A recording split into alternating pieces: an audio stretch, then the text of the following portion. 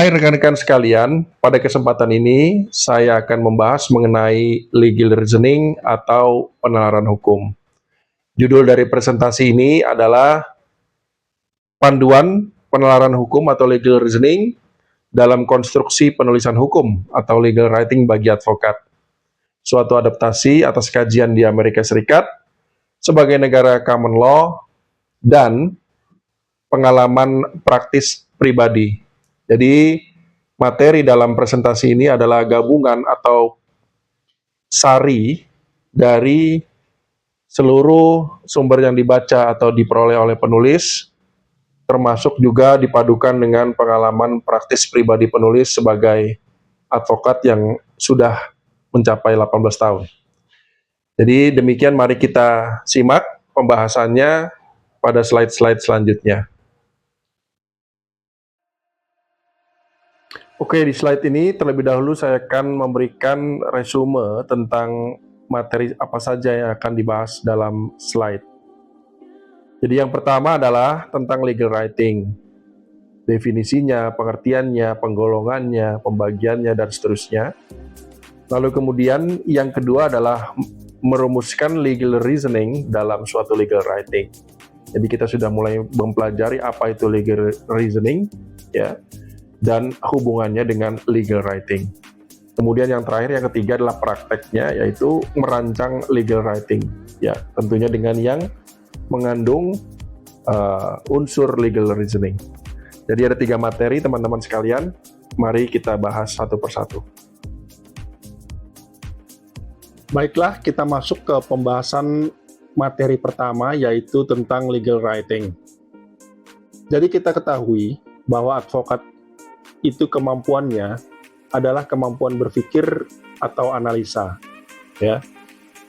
Nah, pikiran dan analisa ini kemudian dituangkan dalam 2 bentuk.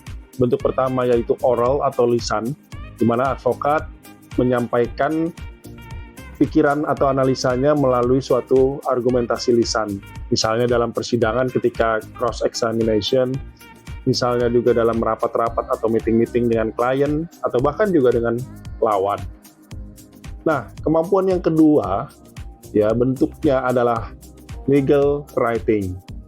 Ini yang paling penting menurut saya, karena legal writing ini adalah suatu produk advokat. Ini produk yang material, produk yang nyata, produk yang tangible dari seorang advokat. Sehingga oleh karenanya, advokat memiliki kewajiban untuk mampu menguasai kemampuan legal writing ini. Nah, apa itu legal writing? Saya mencarikan dari berbagai sumber, intinya adalah legal writing is a type of technical writing. Jadi ini adalah suatu penulisan yang membutuhkan, ya, kemampuan teknis tertentu. Is used by lawyers, judges, legislators, and others in law practices, ya, to express legal analysis, legal duties, and legal rights. Jadi sudah jelas bahwa legal writing digunakan untuk mengekspresikan, ya, atau menuangkan, menyampaikan legal analysis termasuk hak dan kewajiban hukum. Bedanya dengan advokat adalah bahwa legal writing digunakan untuk kepentingan klien, ya. Jadi untuk merumuskan atau memberikan jawaban, ya, memberikan solusi atas permasalahan hukum klien, client's legal matters. Demikian teman-teman. Nah, sebelum kita masuk kepada pembahasan materi, saya terlebih dahulu akan memberikan menyampaikan suatu pengistilahan yang unik dalam suatu tulisan atau sumber saya. Jadi tulisan tersebut menyampaikan bahwa seorang, ya, penulis legal writing harus memiliki karakter berikut ketika mempersiapkan legal writing, khususnya dengan unsur legal reasoning. Jadi yang pertama adalah madman, ya. Madman ini bukan berarti orang gila, ya. Namun demikian yang dimaksud dalam istilah madman ini adalah orang yang memiliki imajinasi, ya, tanpa batas, ya, di mana dia berpikir out of the box. Ini penting karena imajinasi itu diperlukan dalam menentukan ya, kita mau kemana dalam memberikan atau menyampaikan suatu legal writing. Jadi, segala kemungkinan tidak terbatas kita pikirkan, ya, kita bayangkan, sehingga termasuk juga dalam hal ini adalah pikiran-pikiran yang out of the box, tapi memungkinkan sehingga kita dapat jadikan bagian dari analisa nantinya. Lalu yang kedua adalah the architect, ya, arsitek. Kita tahu bahwa arsitek adalah merancang, ya, perancang bangunan gitu. Nah, jika suatu penulisan hukum atau legal writing dianggap sebagai suatu bangunan, maka sebagai penulis yang berperan sebagai arsitek, kita harus bisa merancang bagaimana tulisan itu atau bangunan itu nanti akan dibangun. Ya, bagaimana strukturnya, bagaimana pondasinya, ya, warna apa nanti dia akan dibuat, catnya, dan seterusnya. Kemudian karakter ketiga adalah the carpenter atau tukang bangunannya, tukang kayunya. Jadi pada karakter ini penulis diharapkan mampu memiliki kemampuan untuk membangun, ya, membangun rancangan tadi. Jadi jika arsitek setelah berhayal, maka dia harus mampu merancangnya, ya, merancang hayalan tersebut atau imajinasi tersebut. Kemudian setelah dirancang, jadilah carpenter yang melakukan pembangunan atas rancangan tersebut, ya. Kemudian yang keempat adalah the judge, ya. Artinya adalah bahwa setelah bangunan tersebut jadi, ya, apa fungsi bangunan ini, mau dikemanakan, mau dipergunakan untuk siapa, ya. Jadi fungsinya, tujuannya, dan manfaat dari bangunan tersebut, ya, harus diapakan. Jadi tulisan tersebut harus memberikan jawaban, harus menyelesaikan permasalahan. Nah, ini adalah peran dari the judge. Jadi 4 karakter ini, ya, secara kumulatif harus dimiliki oleh seorang penulis legal writing jika menginginkan bahwa tulisannya menjadi suatu tulisan yang memiliki legal reasoning yang kuat. Demikian, kita lanjut kepada slide selanjutnya. Baik, di slide ini kita akan langsung melihat 3 tipe legal writing. Yang pertama adalah predictive atau objective legal writing. Dari namanya kita bisa tahu bahwa prediktif artinya memperkirakan atau memberikan perkiraan, ya. Kemudian objektif adalah netral atau tidak memihak, ya. Nah, ini yang pertama. Tipe kedua adalah persuasive legal writing, ya. Yaitu dari namanya adalah untuk memberikan atau mempengaruhi atau meyakinkannya. Jadi ini tipe yang kedua. Ini artinya adalah legal writing yang pada dasarnya sudah memihak, ya, tidak lagi objektif. Walaupun dibuatnya harus secara objektif, tapi sudah ada pemihakan di situ. Nah, yang ketiga adalah preventive legal writing, yaitu legal writing yang tujuannya untuk mencegah. Ada juga yang menyebutnya functional legal writing, ya, artinya adalah legal writing yang memberikan tujuannya untuk memberikan fungsi-fungsi tertentu, ya. Jadi demikian 3 tipe legal writing.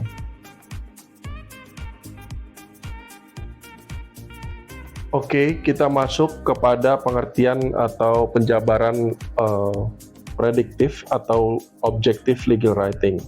Oke.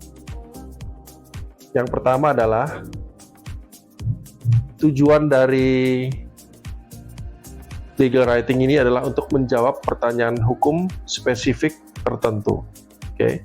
Jadi setiap isu, setiap pertanyaan dari klien itu kita jawab, ya, secara spesifik.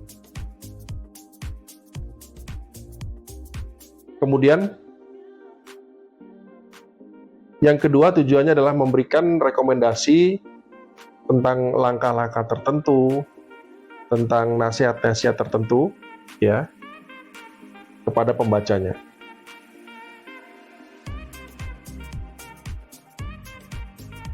Kemudian yang ketiga adalah memberikan prediksi atau akibat-akibat atau kemungkinan-kemungkinan atas suatu tindakan atau keadaan atau peristiwa tertentu. Yang harus dilakukan adalah what to do, riset aturan secara efektif. Nah, ini efektif ini penting karena nanti akan dijelaskan selanjutnya, tidak semua peraturan perlu kita uraikan atau kita jabarkan. Jadi harus peraturan yang terkait saja.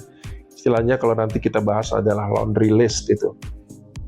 Kemudian tafsirkan aturan-aturan tersebut, tafsirkannya harus benar.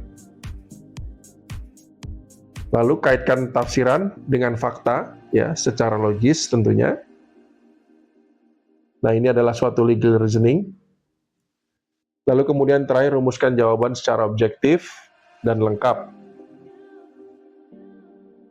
Jadi legal writing jenis ini contohnya adalah legal memo, legal opinion, atau internal office memorandum, jawaban di dalam surat menyurat atau email, dan seterusnya.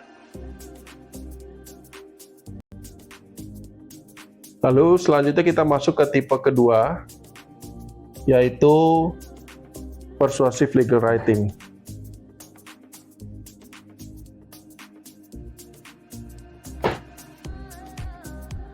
Pada bagian ini, tujuannya adalah untuk membujuk atau meyakinkan adresat untuk melakukan hal-hal yang dituntut atau diminta di dalam legal writing tersebut.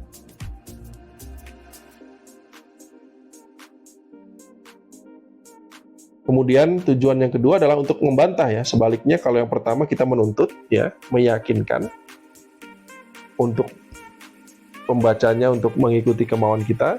Tapi yang kedua tujuannya sebaliknya adalah untuk membantah atau menegasikan tuntutan dari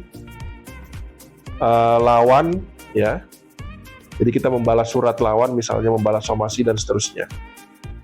Nah, what to do-nya adalah segala skill atau kemampuan yang ada dalam predictive atau objective legal writing tersebut diperlukan, plus kemampuan narasi untuk meyakinkan atau mempengaruhi pembaca. Jadi, predictive atau objective writing ini adalah seperti pengembangan daripada objective legal writing. Contohnya itu tadi kita baca kalau dalam suatu proses persidangan misalnya surat gugatan kalau advokat ini misalnya bikin pledoi, bikin eksepsi, kemudian bikin kesimpulan dalam perdata dan seterusnya. Bisa juga di luar persidangan di luar litigasi, misalnya membuat surat somasi atau sebaliknya menjawab surat somasi dan seterusnya. Oke, kita lanjut. Oke, sebelum kita masuk kepada preventive legal writing, teman-teman sekalian, terlebih dahulu kita akan bandingkan antara objektif dengan persuasive legal writing. Oke, persamaannya adalah keduanya sama-sama membutuhkan metode legal reasoning.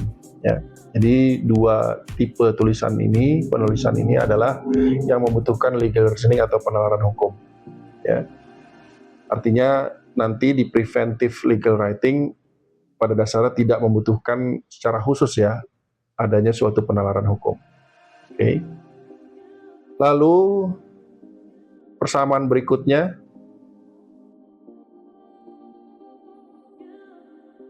keduanya membutuhkan analisa atau riset atas hukum atau peraturan yang relevan dan kemudian mengaitkannya dengan benar kepada fakta-fakta yang ada. Lalu kemudian memberikan kesimpulan atau jawaban yang tepat bagi pembaca atau adresatnya.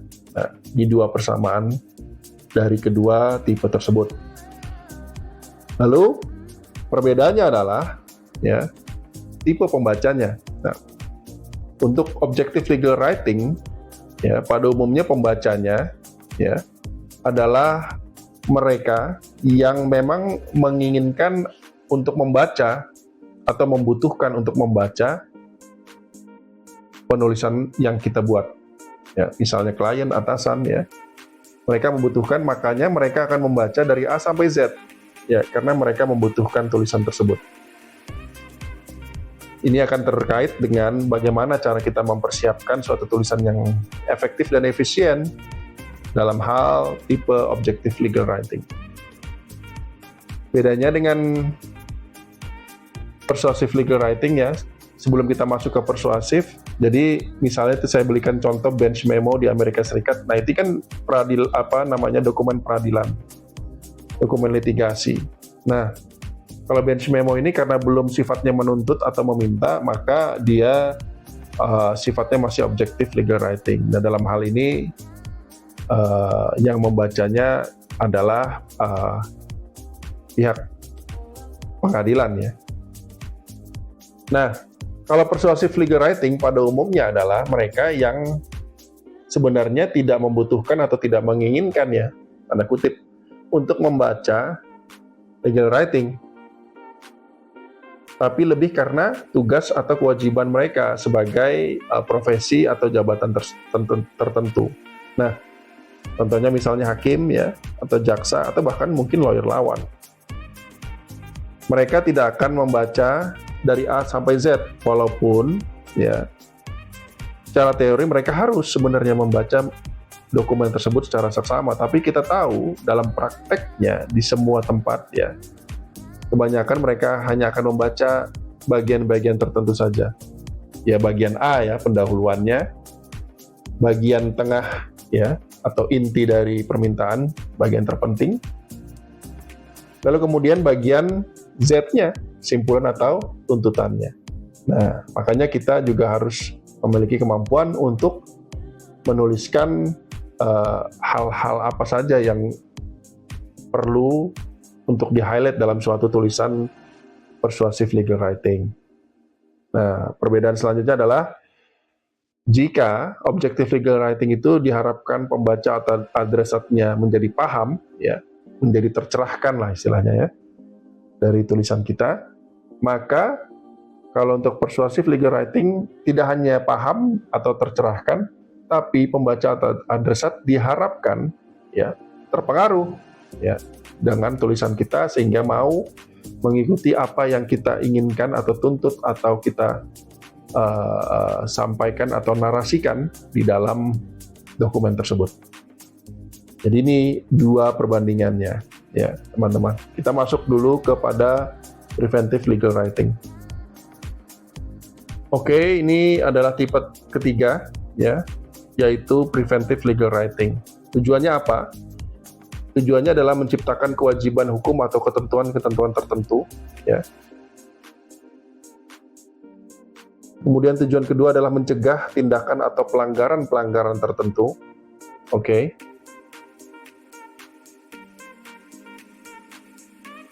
Lalu tujuan selanjutnya adalah mencegah sengketa, ya, mencegah dispute atau permasalahan tertentu. Nah, preventive legal writing ini tidak membutuhkan adanya konstruksi legal reasoning secara khusus, gitu, ya. Tapi lebih kepada kemampuan bagaimana menyusun atau mengkonstruksi norma yang akan kemudian dituangkan dalam klausula atau pasal, ya.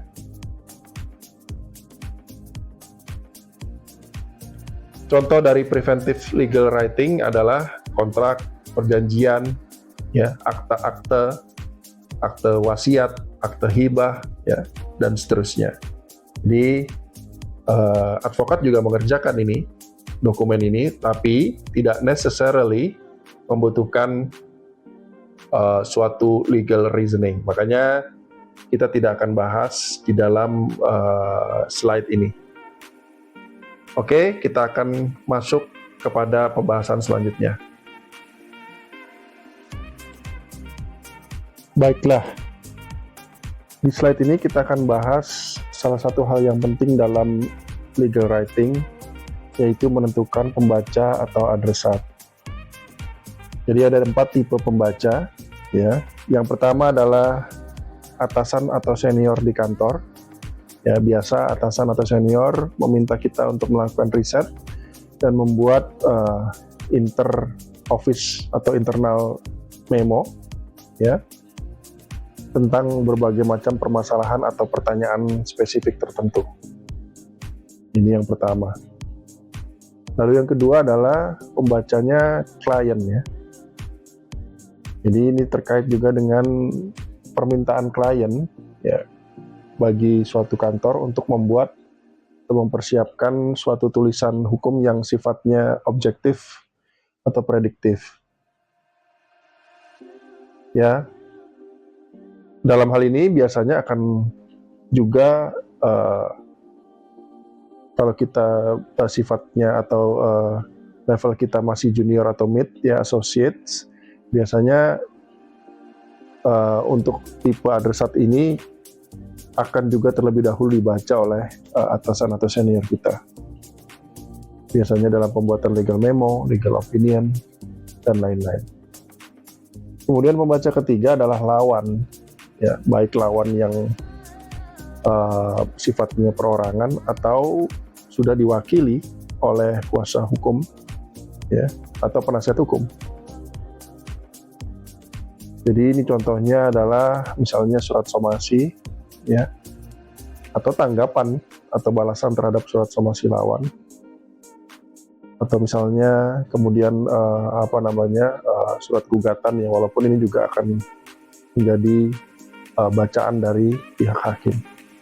Lalu yang keempat adalah pembacanya atau adresatnya adalah aparat penegak hukum, law enforcer, yang bisa hakim, bisa jaksa, bisa penyidik, ya, misalnya dalam mengajukan surat penangguhan penahanan, ya, misalnya dalam mengajukan pledoi dalam perkara pidana atau surat gugatan, dan seterusnya.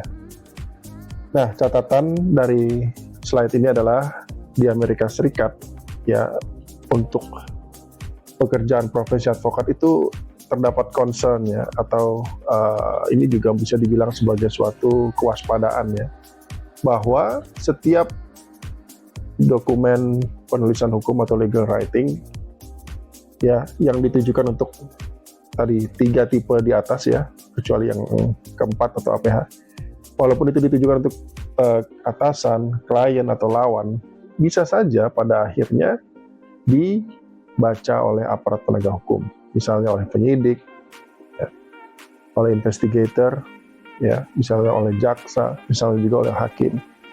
Dalam hal apa? Dalam hal misalnya ada kriminalisasi terhadap kerjaan profesi advokat, ya. Misalnya juga ini masalah, ya. Misalnya juga terjadi malpraktek, ya. Jadi artinya yang mengajukan litigasi adalah klien misalnya, dan seterusnya. Nah, makanya di bagian lebih lanjut dalam slide-slide di dalam nanti kita akan bahas tentang bagaimana caranya mengantisipasi apabila tulisan-tulisan tersebut pada akhirnya dibaca oleh APH.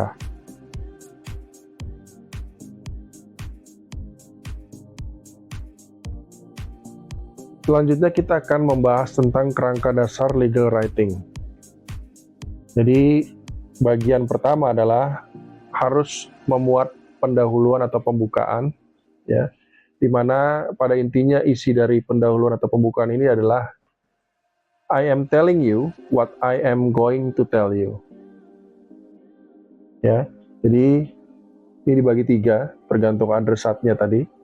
Yang pertama kepada atasan atau senior, maka pembukaan atau pendahuluannya simple saja, ya, langsung kepada maksud dan tujuan penulisan. Lalu kemudian yang kedua kepada klien. Nah, untuk korespondensi pertama tentunya membutuhkan perkenalan, baru kemudian maksud dan tujuan.